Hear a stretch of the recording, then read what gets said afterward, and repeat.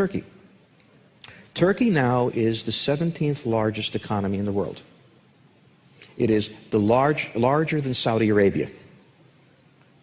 It has an army and a military capability that is probably the best in Europe, with the possible exception of Great Britain. They could beat the Germans in an afternoon and the French in an hour if they showed up.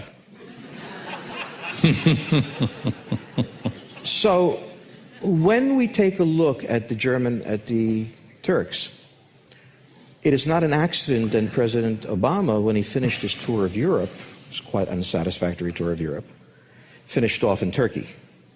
And the message to the Europeans was very simply, you know, I really enjoyed eating with you guys and talking to you guys and being told no by you guys. Now I'm going to go to a real ally that has real military power, is negotiating with the Syrians, is working in Iraq, has a very close line to the Iranians, and the Iranians are quite frightened of them, is negotiating with the Armenians, stabilizing the situation in the Caucasus, which is a serious power. Whenever the Islamic world in the past 1,000 years has had a unification, it has been under a Turkic power, and for 500 years it was under the Ottoman rule. And when it was under the Ottoman rule, the Arabs took a subordinate position, and the Turks created an order.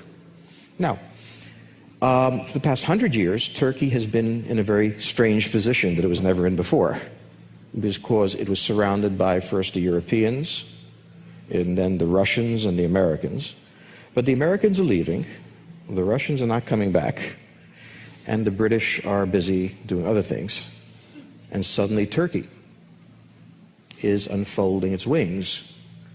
And there's no one in the region when you talk to who doesn't, in every discussion of politics, doesn't in the second session build up, what do the Turks want?